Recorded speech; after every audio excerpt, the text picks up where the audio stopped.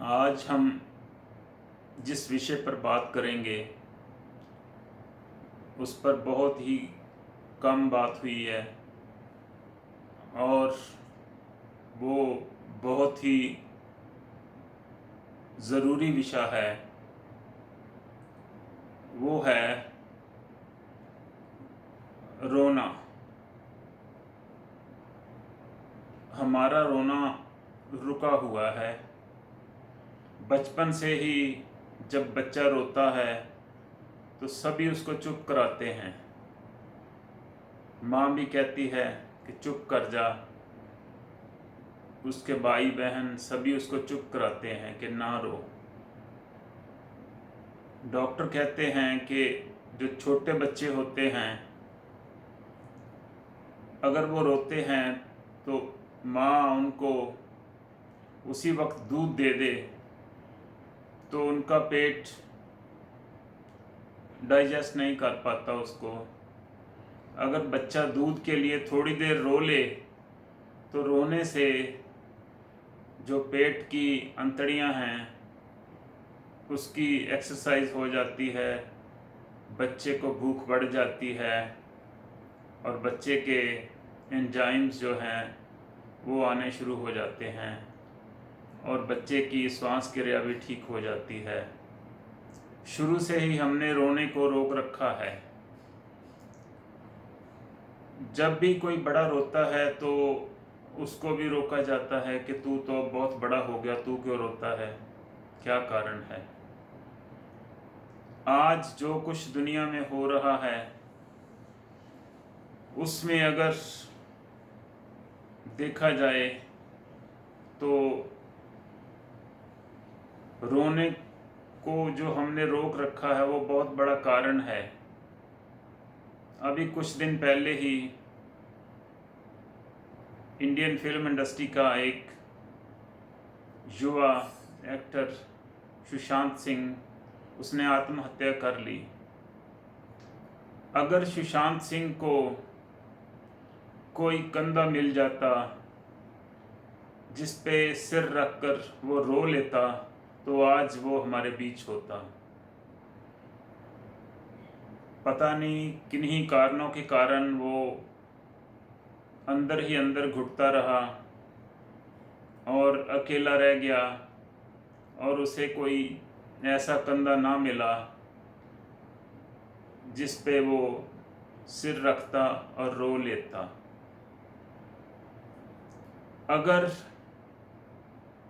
हम जिसको प्यार करते हैं, प्रेम करते हैं, वो हमारे पास हो तो अंदर से कोई हमें चोट लगे, दुख लगे तो हम उसको आलिंगन कर लें या उसके साथ उसका हाथ पकड़ लें और उसके कंधे पर सिर रख के उसकी गोद में लेट जाएं और रो लें तो बहुत कुछ अंदर से हल्का हो जाता है।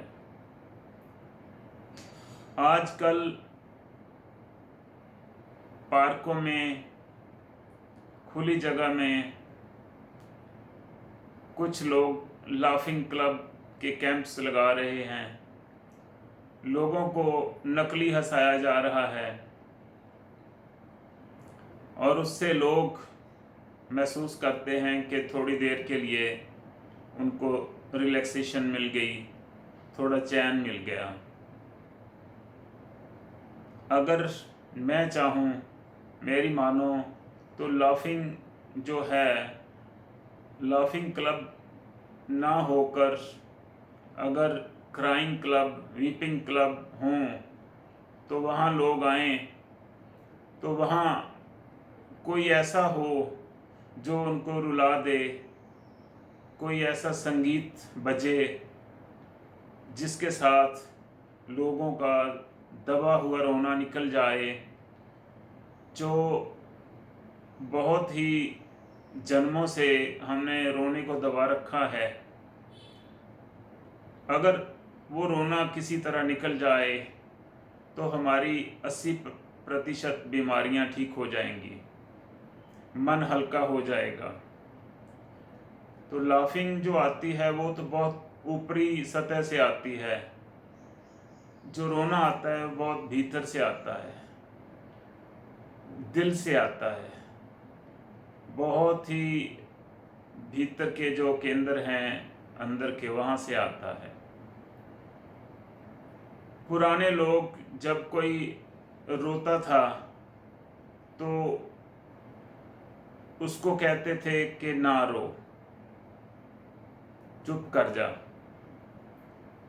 तो ये तो बात अलग है कि उसका रोना जो हम बंद करा देते थे। और जो लोग जानते थे वो ये भी जानते थे कि अगर कोई बहुत ज़ोर से हंस रहा होता तो वो पुराने जो लोग थे वो उसको चुप कराते थे कि इतना ज़्यादा ना हंसो, उसके बाद रोना पड़ेगा। मुझे याद है मेरी दादी भी कहा करती थी, जब मैं बहुत ज़ोर से हंसता रहता था बिना किसी कारण के, बच्चे जैसे हंसते हैं, तो वो कहती है इसको चुप कराओ नहीं तो इसको रोना पड़ेगा। ये बात बिल्कुल सही है कि जब हम बहुत ज़्यादा आनंदित होते हैं, खुशी में होते हैं, तो उसके बाद जो वेव है वो नीचे की तरफ जाती है और जो मूड है वो डिप्रेशन वाला या रोने वाला हो जाता है। ये बात समझनी चाहिए कि हंसी के बाद रोना आना स्वाभाविक है, और अगर आपने खुलकर रो लिया तो उसके बाद आनंदित होना, खुश होना, वो भी नेचुरल है। इसलिए मेरा मानना है कि अगर किसी तरह भी आप रो सको, कोई प्रियजन आपको छोड़कर चला गया है, तो बिल्कुल भी अपना रोना रोको ना, आने दो। जिससे प्रेम होता है वो जब जाता है तो रोना आना बड़ा ही नेचुरल है, बड़ा ही स्वाभाविक है।